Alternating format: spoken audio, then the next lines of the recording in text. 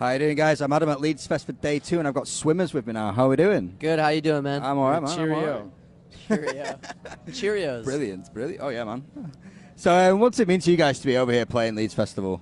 To be honest, man, I love it up here. I mean, it's beautiful outside. There's grass. There's trees. Everyone's so nice.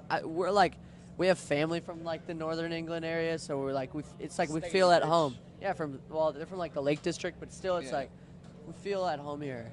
Yeah. No, it's cool. It's better than Reading. Cole got a couple of black eyes though, so Ooh, it's gonna cause some shit now.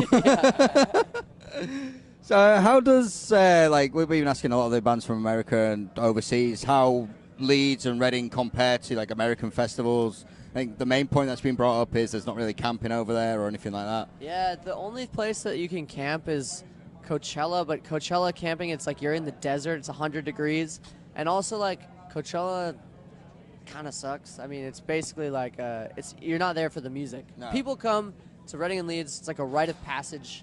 You find out your test scores, right, and you just show up here and go crazy and just get pissed. Yeah, and it's like here, like, I don't know, every festival we've played in America, people go for a lot of different reasons, and it's not always music. No.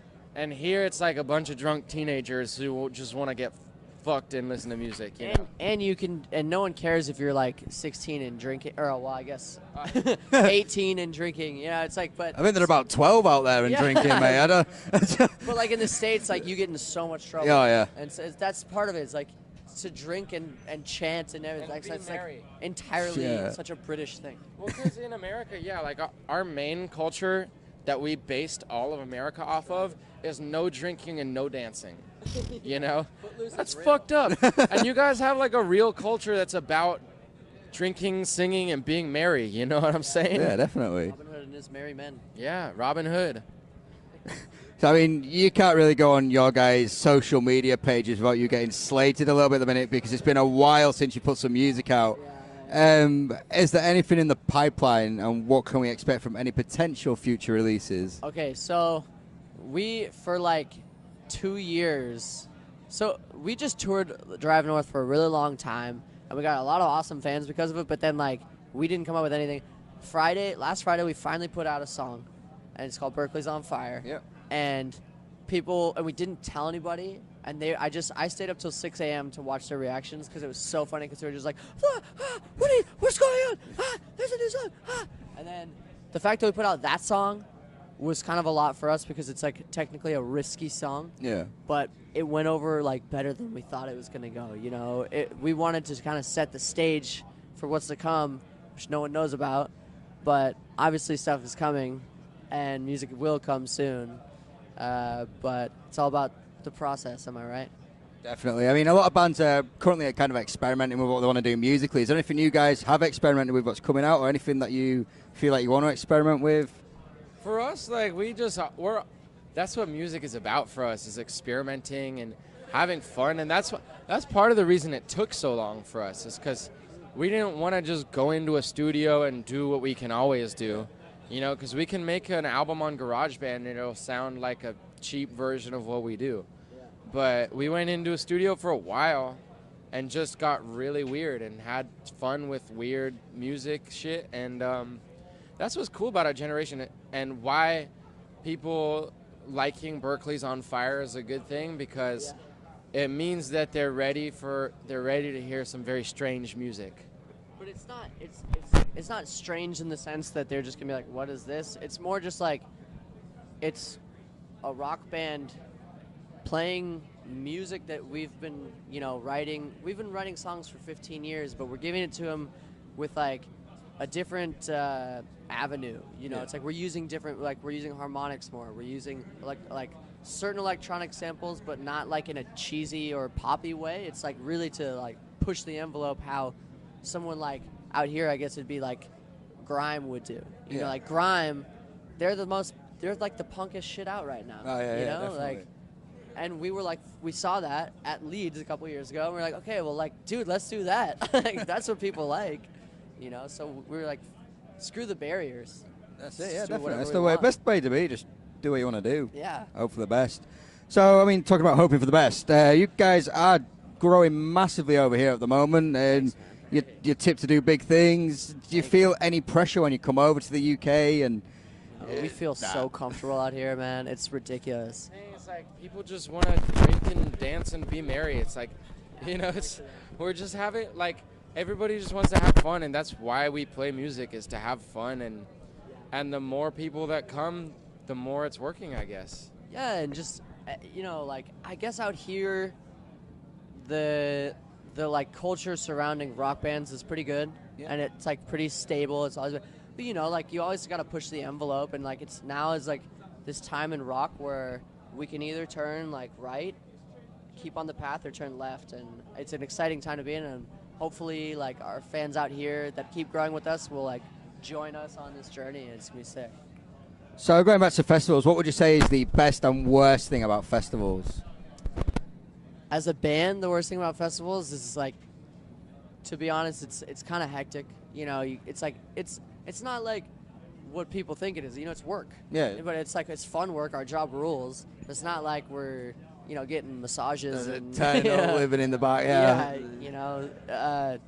But it is that's part of it. It's like it's work, and there's a lot of like sometimes you're listening to bands you don't want to listen to.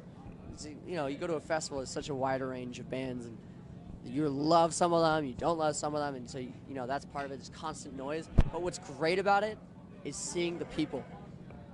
I don't know if you have anything to say, but Yeah, I just like watching bands. It's fun. and seeing the kids go crazy. Talking about watching bands, who would you say are the must-see acts of the weekend? I don't know, like, because I didn't get to see a lot of the people I was planning on seeing yesterday.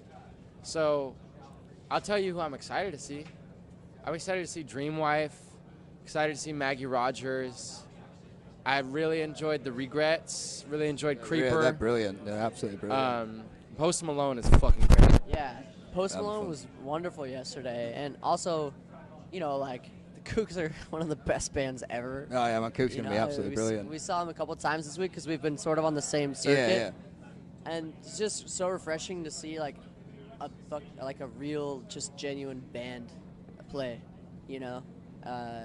just which like genuinely good songs. It was great. It's good times.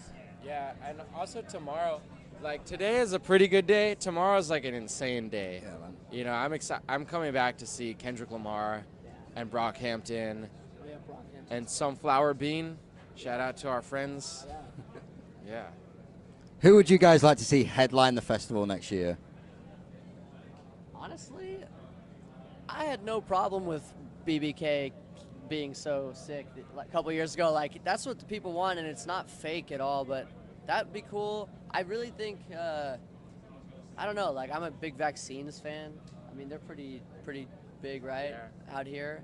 I mean, the States, they're not as big, so I don't know. how big they are. It's hard because I feel like, when bands get big, you either hate them or you love them, and I don't have a lot that I love right now, so.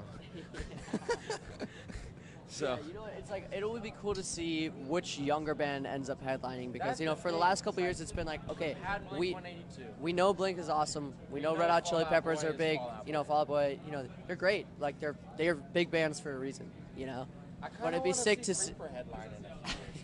It would just be those guys, like, their music is not the same as the music we play. I'm just excited. Yeah, they're just fucking legends. They're like these goth kids who like make crazy metally like cool music. I'm excited to see where it goes. I mean, look, the 1975 is getting pretty big, like pretty. Yeah, a lot of there people have said that. Yeah, a lot of people are tipping them for next year. Arctic Monkeys like turn the whole thing into a lounge. Yeah. But they have been big for a while. It's like it'd be cool to see like a band who's the next who's gonna be the next stadium band. I mean, it's Don up in the air. Brocco, I think, will be up there soon. I think they're getting to that point. Who? Don Brocco will be getting there. Oh, sick, Don Brocco. I think they're going to be breaking through, man. They're really good. Yeah, hopefully we'll give it a chance in a couple of years. Hopefully, how this new album does well when it comes out. It will do. Arenas, yeah, man, definitely. So finally, have you got any messages for people back home watching?